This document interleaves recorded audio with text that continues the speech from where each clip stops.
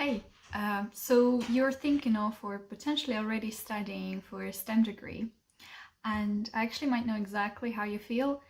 Potentially overwhelmed, potentially confused with what to do next, how to find, the right path for you. And you probably know the actual answer that it's just you who can do that, who can decide for yourself what to do next. How? By trying, by reaching out to people, by taking different unusual modules, by potentially pursuing the studies that actually interest you rather than lead you to a certain career, and exploring the paths as you go along. And I know how you feel. I know exactly that it's very complicated because sometimes you want to know in advance where you're going, where your path is taking you. But what university gives you, what your STEM degree gives you, is opening all of these doors, all of the potential avenues, and ending with you being in a chance where you are the one choosing what you actually want. I graduated in 2019 with a Bachelor of Sciences in Biochemistry from the University of Dundee, and I'm currently working as a data engineer with Cooper Group, who are a data specializing consultancy. But actually, this was not the career I had in my mind when I chose to study life sciences at all. I wanted to become a clinical embryologist and work in IVF. So even though I had this clear career goal, I was exploring other avenues and loving my degree. The University of Dundee gave me a chance to familiarize with the research sector, for example. I participated in several research projects related to developmental and stem cell biology, and I've also been an IEST exchange intern in Brazil. The projects were exciting just as the world of research, but along my studies I discovered that strength lies in facts and my passion in data. And the current Dean of School of Life Sciences, Dr. Stavridis, whom some of you are or will be lucky to know, supported me massively and helped to discover that STEM graduates with strong numerical skills are actually sought after for a career in IT function. And such support from teaching staff is invaluable and leads to the paths you never knew might even exist out there. And armed with this knowledge, I found out about the Cooper Group. I did my research, prepared a strong CV along with motivational letter. I also used the STAR technique that I learned for Dundee Plus Award and successfully went through the interview, as I was able to implement all the experiences I had at uni to demonstrate my problem-solving, data-oriented and research-based adaptable skills. So after starting with the Cooper Group, I was trained in such technologies like Python, SQL, Spark, we covered principles of database design, machine learning, and after the 4 months of training, I was placed with a client. So now, when I work as a data engineer, what I love most about my job is that I get to help solve actual real-world problems, combine the soft and research skills that I got from University of Dundee with the hard skills from my training with Cooper Group. And also, nothing beats the sensation of the code that runs without bugs. So this is my journey so far, and we will see where it gets me. But remember, for yourself, to reach out for help, explore what you thought might never interest you, and enjoy your ride. Hi, my name is Caitlin, and from 2015 to 2019 I studied neuroscience at the University of Dundee. I now work as a climate change content developer and science communicator at Glasgow Science Centre. When I began looking at what I wanted to do after school, I knew that science was at the very top of that list. I was really interested in biology, I had good grades, but more than that, I knew that the skills taught within a science degree were transferable to many other job roles. By choosing science, I was pursuing something that I enjoyed, whilst keeping my options open. In my first year at Dundee, one of my lecturers explained to me that the teaching style they were aiming for was less about just memorising information and more about developing your skills. We were scientists in training. Over the 4 years of my degree, I learned critical thinking, communication, and problem-solving skills through various projects. I've been able to apply all of these to all areas of my life.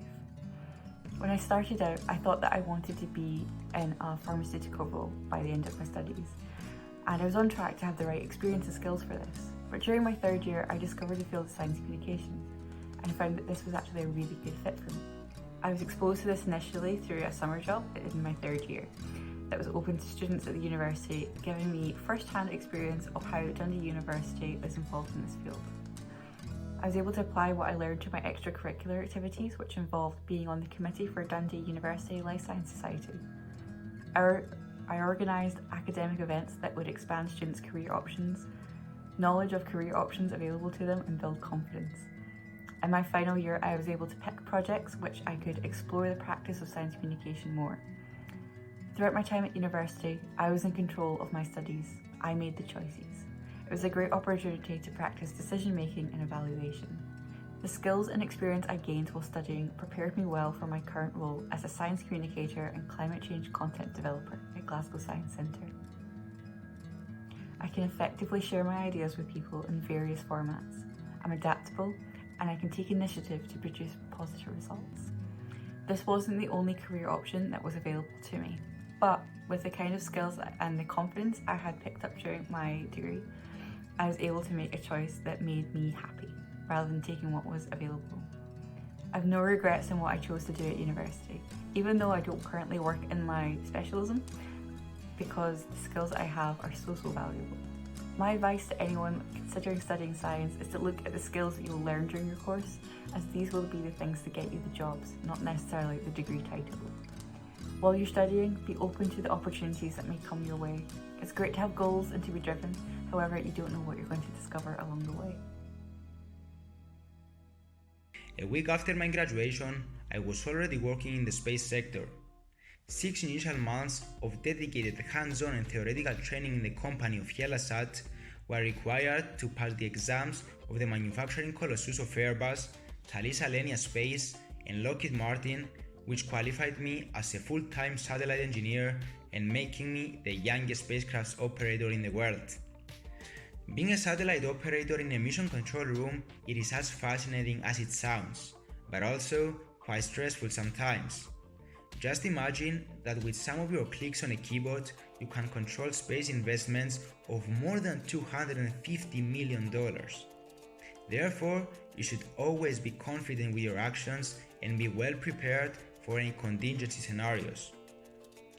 Now, life in Dundee exceeded my expectations and undoubtedly broadened my horizons that eventually allowed my mind to peacefully operate in its greatest potential, leading to paths never imagined to be taken, achieving great successes at such a young age, like reaching the global cleantech final of Climate Launchpad in 2020 with an idea that was actually brought to life during my thesis project in Dundee. The most important is that you should spend some time to find what your goal and passion is. Once you have achieved that, you are far ahead of the game. Sticking to that goal, either if it is to be a doctor, an engineer, a singer, a writer, a pilot, an astronaut or something else, then you should find out how can you reach to that goal and what sacrifices you should make to achieve it. Then you should go out and find a good mentor, someone who has experiences in life and he or she truly understands your desire and passion. I will say that the first class honors degree I achieved, alongside to the best engineering student prize, even though vital for my post-university career, are the least I remember from the University of Dundee's experience. The true prize were the international friendships I gained, the life lessons that broadened my mindset, and the amazing places I managed to explore. Dundee is a very friendly, multicultural student society, and I am honored and grateful to be a University of Dundee's alumni. I am convinced that I will soon be back to visit the school and people that are engraved in my heart and soul. I did an HND years ago and got a job as an offshore engineer. That might not be as easy now.